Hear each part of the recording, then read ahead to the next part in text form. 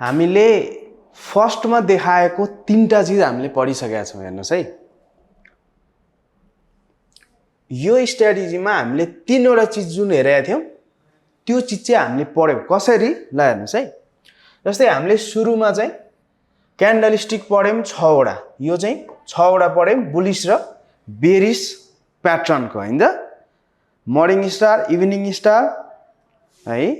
त्यसपछि pin bar, tweezer top, tweezer bottom, inside bar, त्यसपछि engulfing bar, त्यसपछि हामीले डोजी पढ्यौं, टाइप अफ डोजी पनि पढ्यौं है। यसमा 6 वटा हामीले पढिसकेका छौं। र अर्को भने चाहिँ मार्केट स्ट्रक्चर है। मार्केट स्ट्रक्चर यो तीनटा कुराको हामीले कोर्स लगभग भ्याइसक्यो भनौं। स्ट्रक्चर चाहिँ ट्रेन्डिङ, रेन्जिङलाई कन्सोलिडेटिङ पनि भन्छ र चोपी यो पनि पढ्यौं है।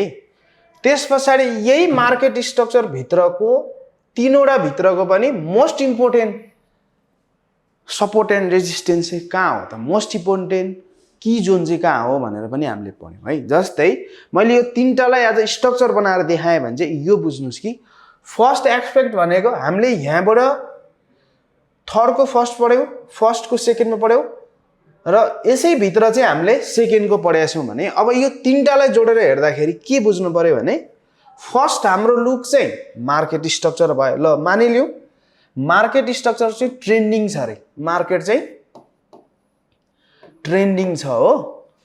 ट्रेन्डिङ छ भने हामीले के पत्ता लगाउनु पर्यो, अप ट्रेन्ड छ भने हायर हाई हायर लो हुँदै बजार जाने भयो है। अब यो मार्केट स्ट्रक्चर ट्रेन्डिङमा अप ट्रेन्ड मैले यहाँनिर कोरेको छु। यसको की जोन चाहिँ के हो त, मोस्ट इम्पोर्टेन्ट पावरफुल लेभल भने के हो, स्विङ बिकम सपोर्ट। यो मार्केट स्ट्रक्चरको मोस्ट पावरफुल की जोन भने के हो, स्विङ बिकम सपोर्ट। किनभने हामीले चाहिँ इम्पल्सिभ मुभ र रिट्रेसमेन्टको इन्ड यहाँबाट थाहा पाउँछौं। त्यो नै हाम्रो की जोन हो भनेर बुझ्नु पर्यो है। र यो की जोनबाट अब इम्पल्सिभ जानु छ भने इम्पल्सिभ त जान्छ, त्यो हाम्रो प्रोबेबिलिटी हो। तर त्यहाँबाट बुलिश माथि जानको लागि के हुनु पर्यो, बुलिशको कन्ट्रोल आउनु पर्यो है।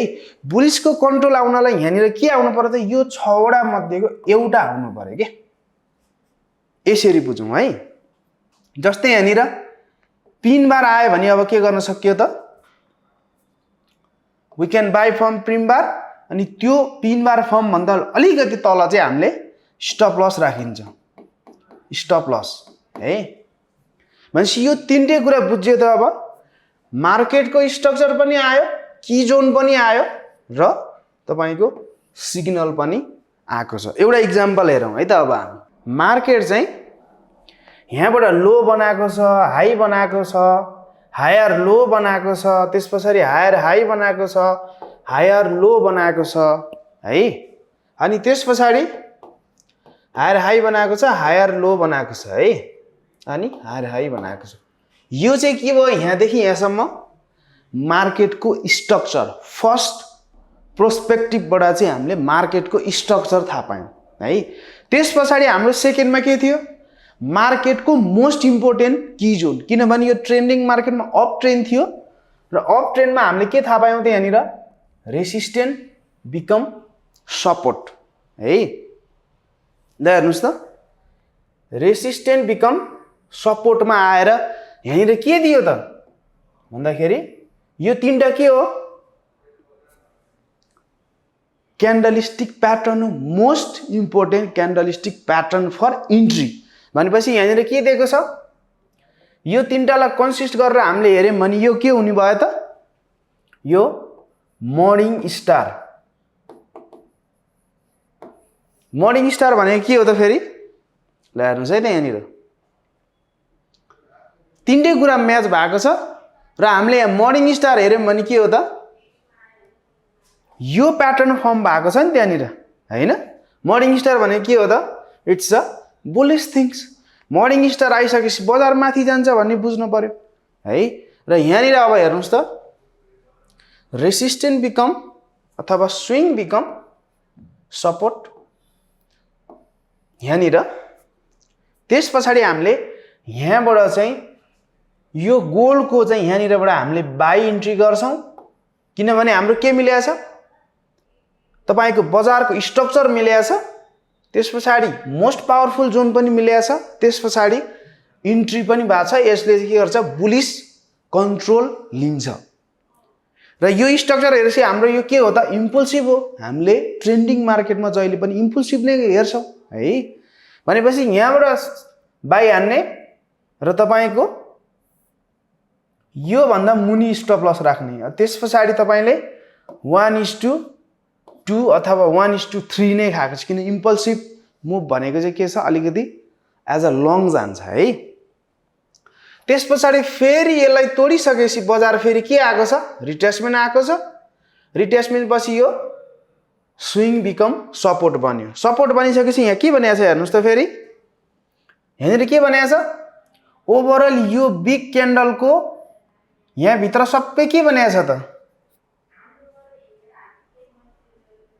इनसाइड बार बनिएको छ हैन इनसाइड बार भनेको मल्टिपल हुन पनि सक्छ है मल्टिपल क्यान्डललाई घेरेकोलाई पनि इनसाइड बार भन्न सकिन्छ है ल हेर्नुस् त अब यहाँनिर यो बिग क्यान्डल भयो बजार झरेको यो की जोन मिलेको छ resistance become support market trending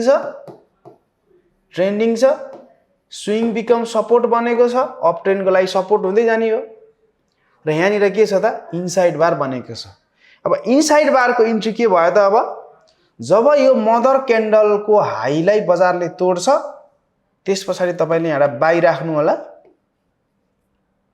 है बाई राख्नु होला बाई राखिसकेपछि चाहिँ तपाईले स्टप लस यो भन्दा बिलो राख्नु होला तपाईले जति राख्नु भएको छ त्यसको 1:2 हेर्नुस् है 1:2 राख्नु भयो भने अनि खान सकियो है त्यसपछि चाहिँ यहाँनिर के छ बजारले यो रेसिस्टेन्स बनाएको छ अब यो इम्पल्सिभ गइसकेपछि तपाईको अब जोन कुन हो यो जोनमा रिटेस्ट गरेर बजार चाहिँ यहाँसम्म आछ यो जोनमा रिटेस्ट गरेर चाहिँ के दिनु पर्यो हामीले यहाँ खोजेको जस्तै हामीले जुन 6 वटा पढेको थियौं क्यान्डलस्टिक प्याटर्न हैन त्यो मध्येको एउटा यो जोनमा आएर बजार होल्ड हुनु पर्यो नेक्स्ट इम्पल्सिभ जानेको लागि तयारी त्यही हो र यहाँनिर आइसकेपछि हामीले यहाँनिर पिन बार जुन 6 वटा पढाएको छौं त्यो पाइएन जस्तै यहाँ इनसाइड बार यहाँनिर यो पाएको जस्तो यहाँनिर के भयो पाइएन यसलाई तोड्यो अब यहाँबाट ट्रेन लाइन खिच्दै पनि के भयो त ट्रेन लाइनको ठाउँमा पनि किनभने इम्पल्सिभको यो एरिया मिलेन भने नि हामीलाई नेक्स्ट अपर्च्युनिटी भने कहाँबाट आउँछ ट्रेन लाइनबाट आउँथ्यो हैन ट्रेन्डिङ मार्केटमा त ट्रेन लाइन युज गर्न सकियो नि त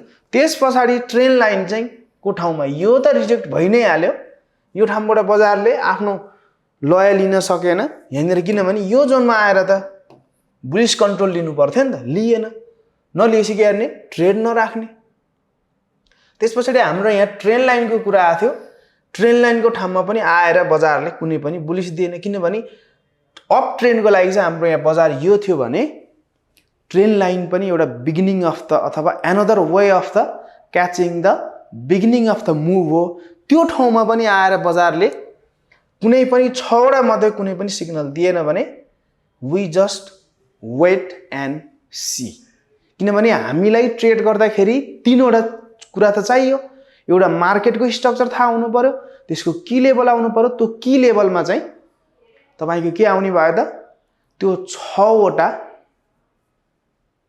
क्यान्डलस्टिकको सिग्नल चाहिँ आउनु पर्यो त्यो बियरिश हो डाउन ट्रेन्ड छ भने बियरिश आउनु पर्यो अप ट्रेन्ड छ भने चाहिँ बुलिश फर्मको आउनु पर्यो है